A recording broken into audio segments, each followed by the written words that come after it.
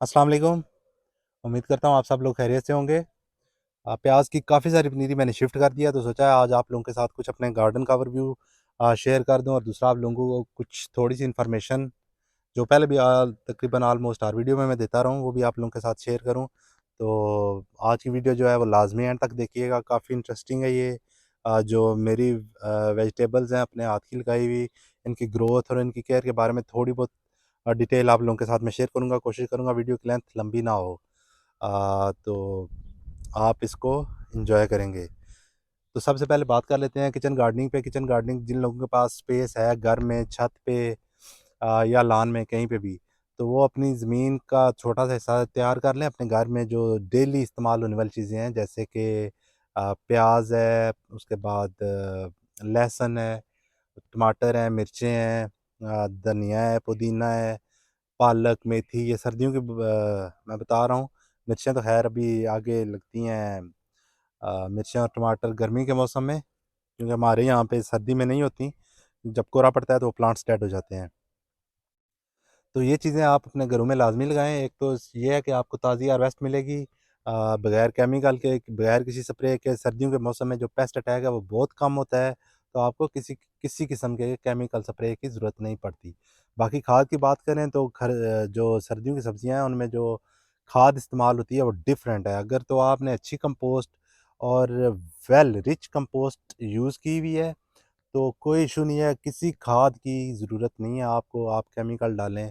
और ना ही मैं रिकमेंड करूँगा कि आप केमिकल डालें। अगर आपके पास अच्छी कंपोस्ट अवेलेबल है तो वही यूज़ करें। मिट्टी अपनी सॉफ्ट बनाएं, जितनी सॉफ्ट मिट्टी होगी उतनी रूट्स की ग्रोथ अच्छी होगी, और उतने अच्छे से न्यूट्रिएंट्स आपके प्लांट्स को मिलेंगे, तो हेल्दी फ्रूटिंग भी आपको मिलती है। तो ये सारी चीज़ें मेरी जो लगी हुई हैं ये आप लोगों के सामने है। देख सकते हैं, ये सबसे पहले धनिया लगा हुआ है, कोई खाद नहीं दीगी इसको केमिकल, ये बिल्कुल देसी खाद पे है। मैंने अपने हाथ से फ़िलहाल इसको कोई खाद नहीं दी हुई। और प्लांट की हेल्थ आप देख सकते हैं, यहाँ से कटाई शुरू की थी। ये मिट्टी अभी थोड़ी सी ड्राई है, लेकिन सर्दी का मौसम है, खैर है, ये बर्दाश्त कर जाता है।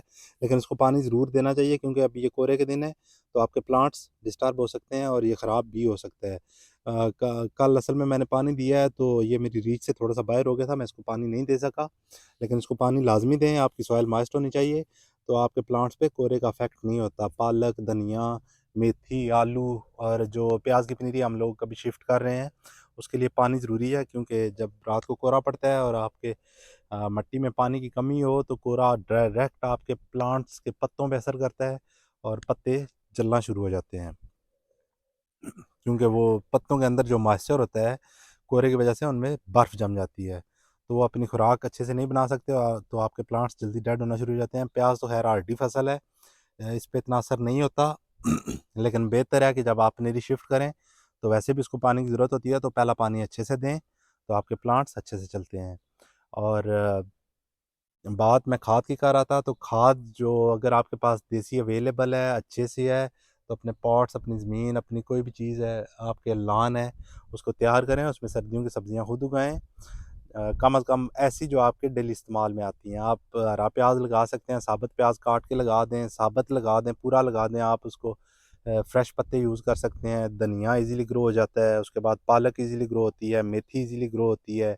ये वो चीज़ें हैं जिनको इतनी बड़ी स्पेस नहीं चाहिए। ये शैलो रूटेड प्लांट्स हैं, मतलब इनकी रूट्स इतनी डीप नहीं जाती, इनके लिए 6 से 7 इंच की गहराई भी बहुत है। उसके बाद आप लगा सकते हैं रेड मूली, शलजम। ये भी डीप रूटेड प्लांट्स नहीं है, ये भी शैलो रूटेड है। ऑनियन भी शैलो रूटेड है।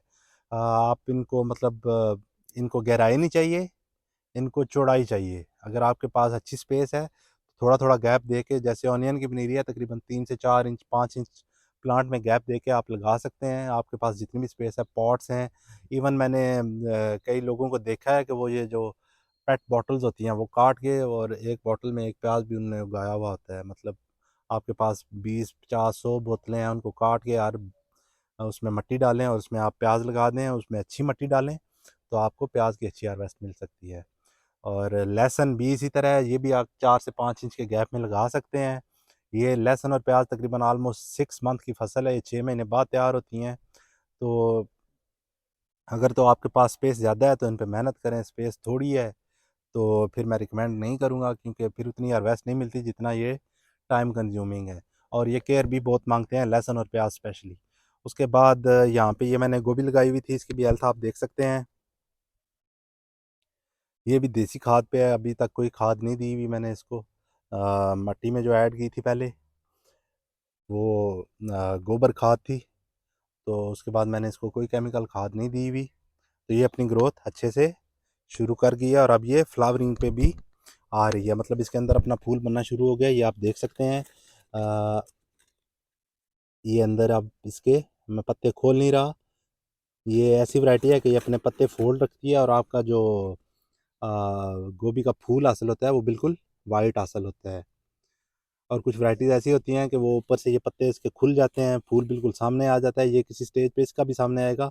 और अगर ये हार्वेस्ट के काबिल ना हुआ तो मैं इसके पत्ते यहाँ से टाई कर दूंगा आपस में कि इसको फूल को धूप ना मिले, उससे उसकी रंगत ख़राब हो जाती है। पत्ते टाई करेंगे आप तो फूल वाइट हासिल होता है। और ये स्पेस आप देख सकते हैं। साथ साथ मैं खाद का भी आप लोगों को बताता जाता हूँ कि जितनी लीफी वेजिटेबल्स हैं उनमें आप नाइट्रोजन इस्तेमाल करेंगे, यूरिया केमिकल सोर्स आप बता रहा हूँ। देसी तो एक ही है, पोल्ट्री मैन्योर है, गोबर खाद है, पत्तों की खाद है, वर्मी कंपोस्ट है। ये सब चीज़ें आप यूज़ कर सकते हैं अपनी मिट्टी में, तो आपको किसी खाद की ज़रूरत नहीं रहती। तो अब मैं केमिकल की तरफ आ रहा हूँ, सारी खादें आपको डिटेल के साथ बता दूंगा कौन कौन सी खाद यूज़ होती है। ज़्यादा 3 से 4 खादें हैं। उसके बाद माइक्रो न्यूट्रिएंट्स हैं, वो आपको स्प्रे की सूरत में मिल जाते हैं मार्केट से। अगर आप इस्तेमाल करना चाहते हैं तो वो कर सकते हैं। माइक्रो न्यूट्रिएंट्स अमाइनो एसिड्स के नाम से आते हैं, जिसमें ट्रेस एलिमेंट्स होते हैं सारे, मतलब छोटे छोटे जो न्यूट्रिएंट्स हैं जो प्लांट्स की हेल्थ के लिए ज़रूरी हैं, आयरन जिंक किस तरह के, वो उनमें अवेलेबल होते हैं इजीली। उसके बाद कैल्शियम भी। तो जो आपकी रूटेड वेजिटेबल्स हैं उनके लिए फास्फोरस बेस्ट है, डीएपी, नाइट्रोफास। और उसके बाद जो आपकी लीफी वेजिटेबल्स हैं उनके लिए नाइट्रोजन बेस्ट है, क्योंकि पत्तों की ग्रोथ के लिए नाइट्रोजन अहम किरदार अदा करती है। उससे पत्तों की हेल्थ अच्छी होती है और आपके जो पौधा है वो अच्छी खुराक बनाता है अपनी, और प्लांट की हेल्थ जो है स्टेबल होती है। और जितने भी फ्लावरिंग वाले प्लांट्स हैं जैसे कि मटर हैं, मिर्चें हैं, उसके बाद टमाटर हैं, उसके बाद बैंगन है, मतलब जिनका पहले फ्लावर बनता है उसके बाद फिर फ्रूट आना स्टार्ट होता है पोलिनेशन के बाद, तो उनमें इशू आता है, अक्सर फ्लावर ड्रॉप का इशू आता है। तो उसके लिए बेस्ट खाद है एनपीके। अगर तो आपकी मिट्टी में अच्छी खाद ऐड है तो एनपीके की भी ज़रूरत नहीं है आपको, फिर कोई मसला नहीं होता। फिर आपने जो अपने प्लांट्स को पानी देते हैं वो एक प्रॉपर तरीके से दें, मतलब 3 दिन बाद देना है तो 3 दिन बाद लाजमी पानी दें, तो फिर फ्लावर ड्रॉपिंग का इशू नहीं आता। अगर आपके पास देसी खाद अच्छे वाली अवेलेबल नहीं है या आपके प्लांट्स की हेल्थ कमज़ोर है तो आप एनपीके दे सकते हैं इन प्लांट्स को जिनका मैंने आपको बताया है। फ्लावर ड्रॉपिंग इशू भी नहीं होता। उसके बाद आपने पानी मेंटेन करना होता है। और दूसरा, फ्लावर ड्रॉपिंग का एक और जो मेन रीज़न है वो है आपके हीट। अगर आपके टेम्परेचर में मौसम में सॉरी हीट ज़्यादा होगी, टेम्परेचर हाई होगा तो फ्लावर ड्रॉप हो जाते हैं। वो नेचुरल है, तो उसका कोई सलूशन नहीं है। वो आपके फ्लावर लाजमी सी बात है ड्रॉप होंगे। या कभी कभी ऐसा होता है कि प्लांट्स पे बहुत ज़्यादा फ्लावरिंग हो जाती है और प्लांट की इतनी हेल्थ नहीं होती कि वो सब फ्लावर्स जो हैं फ्रूट में कन्वर्ट कर सके, तो आपके फ्लावर कुछ एक्स्ट्रा जो होते हैं वो नेचुरली ड्रॉप हो जाते हैं। तो इसके लिए जो बेहतरीन खाद है वो आपकी एनपीके है। जितने भी ऐसे प्लांट्स हैं जो पहले फ्लावरिंग करते हैं उसके बाद उन पे फ्रूट बनता है। अब एक और बात आप लोगों के साथ मैं शेयर कर दूं, यहाँ पे ये मेरे आलू लगे हुए हैं, ये उसके बाद ये गोभी लगी हुई है और इसी के अंदर यहाँ पे मूलियाँ भी लगी हुई हैं। मूलियाँ मैंने अपोजिट साइड पे लगा दी थी, इन पे शेड रहता है तो इनकी हेल्थ थोड़ी सी कमज़ोर है। ये मुझसे गलती हुई थी, ये बाहर वाली साइड पे होनी चाहिए थी आलू, जब मैंने लगाए हैं तो इसके ऊपर आ गया था इसके प्लांट्स। तो इनको जो प्रॉपर धूप नहीं मिली, लेकिन मूलियाँ बनना स्टार्ट है मेरी, प्लांट्स मेरे ज़ाया नहीं हुए। ये आप लोगों के सामने ये मूलियाँ बन रही हैं।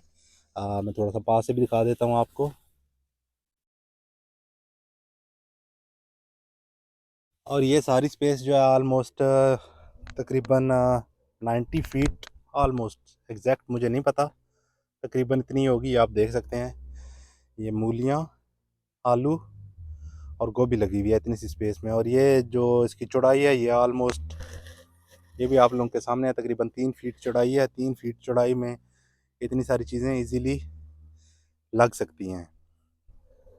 और अब जो मेरे आलू के प्लांट्स हैं ये ऑलमोस्ट रेडी हो रहे हैं, इनके पत्ते अब येलो होना स्टार्ट हो गए हैं। तकरीबन 70 दिन की फसल हो गई है ये। और 8 से 10 दिन और इंशाल्लाह, उसके बाद फिर इनकी हार्वेस्ट हो जाएगी। ये पत्ते आप देख सकते हैं, इसके पत्ते अब अपना कलर चेंज कर रहे हैं। एक तो अब रात को हल्का फुल्का कोहरा भी पड़ता है जो इस पर काफ़ी इफ़ेक्ट करता है।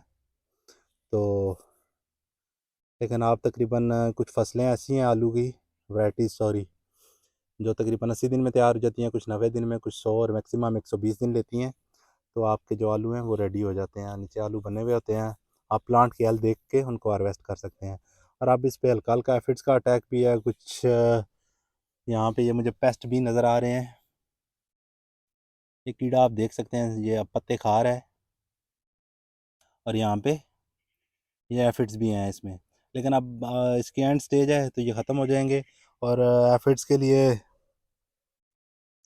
यहाँ पे एक और चीज़ आपको बता दूँ, ये देखें, फसल दोस्त कीड़ा, ये आप लोगों ने बताना है कि ये क्या है। और ये एफिड्स का बेहतरीन इलाज है। ये आपके पत्ते बिल्कुल साफ़ कर देता है। और ये आप लोगों ने गैस करना है ये क्या है और कमेंट्स में लाजमी बताना है। तो खैर, ये आलू मेरे अब बनना स्टार्ट हो गए हैं और वो भी मैं दिखाता हूँ आपको। एंड पे एक जगह पे मैंने देखे थे, ये देखें जी, यहाँ पे ये दो बैठे हुए हैं फसल दोस्त। अब अगर मैं इन पे कोई स्प्रे करता हूँ तो ये कीड़े जो फसल दोस्त हैं तो ये भी डेड हो जाते हैं और मुझे स्प्रे की इतनी ख़ास कोई ज़रूरत नहीं है। मेरे आलू वैसे भी अब तैयार होने वाले हैं। तो इंशाल्लाह इनकी जब हार्वेस्ट करूँगा तो इसकी एक सेपरेट वीडियो मैं शेयर करूँगा। यहाँ पे शुरू में एक स्टार्ट में मैंने देखा था आलू, दिखाता हूँ आपको, मैंने मट्टी हटा के चेक किया था। तो यहाँ से आप लोगों के साथ भी शेयर करता हूँ, ये देख लें, ये दूसरा भी सामने आ गया है। ये आलू अब बनना स्टार्ट है। आलमोस्ट अपनी ये ग्रोथ 8 से 10 दिन में जो भी इन्होंने ग्रोथ करनी हुई ये कंप्लीट कर लेंगे। तो उसके बाद इंशाल्लाह इनको हार्वेस्ट करूँगा तो इनकी एक सेपरेट वीडियो अपलोड करूँगा मैं। और प्लांट्स मेरे जितने भी हैं ये सब माशाल्लाह हेल्दी कंडीशन में है। ये यहाँ पे ये गोभी ये आगे ये मटर लगे हुए हैं। उसके बाद यहाँ पे ये फिर आलू हैं। यहाँ पे भी देखते हैं इनके साथ कुछ बना है या नहीं। यहाँ से मैंने मिट्टी नहीं हटाई।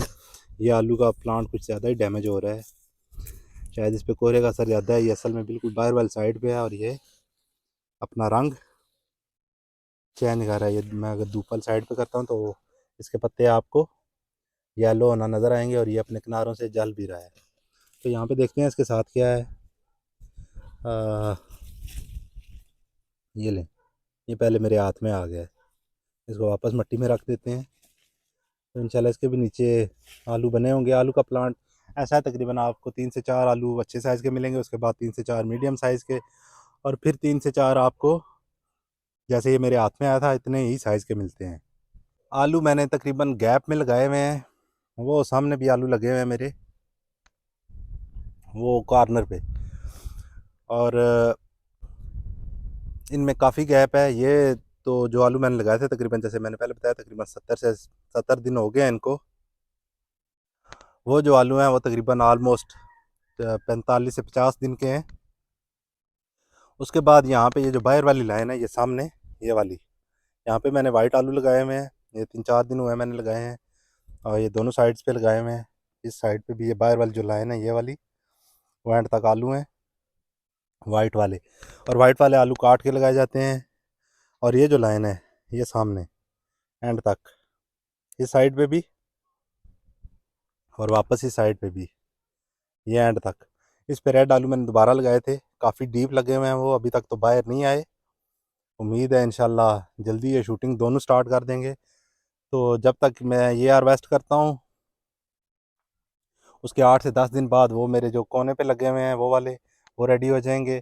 और उसके बाद आहिस्ता आहिस्ता अगर ये वाले निकल आए जो अभी मैंने दोनों आपको दिखाए हैं, क्योंकि यहाँ पे ठंड है, आप तो ठंड में मैं कुछ नहीं कह सकता, ये मेरा पहला एक्सपेरिमेंट है। वैसे मैं हर बार एक ही दफ़ा आलू लगाता हूँ, इस दफ़ा मैंने थोड़ी सी गैप दे के लगाए हैं कि अगर वो अच्छे ग्रो हो जाते हैं तो एक हार्वेस्ट अच्छी सी मिल जाएगी और तकरीबन घर में इजीली 3 से 4 मंथ यूज़ हो सकते हैं। आप इनको स्टोर कर सकते हैं। स्टोर करने का तरीका जब मैं हार्वेस्ट करूँगा तब बताऊँगा इनको स्टोर कैसे करना है। और ये प्याज की पनीरी मैं शिफ्ट कर चुका हूँ काफ़ी सारी, सिर्फ एंड पे वो आलू के पास एक लाइन खाली है और साइड पे एक और लाइन खाली है। और वो जो उधर वीड्स हैं वो जगह अभी रेडी नहीं है, वहाँ पे भी इंशाल्लाह प्याज लगाऊंगा अगर वो जगह रेडी होगी, अगर लेट ना हुआ तो। और ये पनीर जो मैंने पहले ट्रांसप्लांट की थी अब स्टेबल हो रही है, ये इसकी हालत आप देख सकते हैं, ये मिडल से अपनी नई ग्रोथ स्टार्ट कर रहा है। और इसके ये जो पत्ते बाहर से येलो हो जाते हैं, ये नेचुरल है, ठंड की वजह से हो जाते हैं। ये प्लांट अब सबसे पहले अपनी रूट्स स्टेबल करेगा और उसके बाद ये अपनी नई ग्रोथ, जैसे ये इसने स्टार्ट कर दिया यहाँ से, नई ग्रोथ इसके हमेशा मिडल से होती है। और ये जो बाहर वाले पत्ते हैं, जो पनीरी वाले पत्ते पहले पत्ते होते हैं, ये नेचुरली येलो होके गिर जाते हैं, कुछ ठंड की वजह से और कुछ शॉक की वजह से। ट्रांसप्लांट का जो शॉक मिलता है उसके बाद ये पत्ते नेचुरली येलो होके गिर जाते हैं, तो घबराने की कोई बात नहीं होती। ये नेचर का एक हिस्सा है। आपका प्लांट जो है वो मिडल से अपनी नई ग्रोथ शुरू करेगा और ये तकरीबन 15 जनवरी के बाद अपनी ग्रोथ तेज़ कर लेता है। मैंने पहले भी बताया था ये शॉर्ट डे वैरायटी है, ये अप्रैल की 15 से 20 डेट को रेडी हो जाती है और हार्वेस्ट के काबिल हो जाती है। आप इसको आहिस्ता आहिस्ता हार्वेस्ट कर सकते हैं, मतलब मई के स्टार्ट में भी कर सकते हैं, अप्रैल के एंड में भी कर सकते हैं, अप्रैल के मिड में भी कर सकते हैं। वो आपकी ट्रांसप्लांटिंग पे है, आपने इसको कब ट्रांसप्लांट किया था। ये अपना वो लाइफ साइकिल पूरा करेगा तो उसके बाद ये बेंड होकर गिरना शुरू हो जाता है, तो आप इसकी हार्वेस्ट ले सकते हैं। बाकी इसकी केयर क्या करनी है, जब ऐसा ऐसा इसकी ग्रोथ होगी मैं इसकी गोडी करूँगा या कोई स्प्रे करूँगा तो आप लोगों के साथ लाजमी शेयर करूँगा। अगर किसी का कोई सवाल है तो वो कमेंट में पूछ सकता है, और मैंने जिस फसल दोस्त कीड़े का पूछा है उसका लाजमी कमेंट्स में मुझे आंसर करें। मिलेंगे फिर किसी नेक्स्ट वीडियो में, तब तक के लिए अल्लाह हाफ़िज़।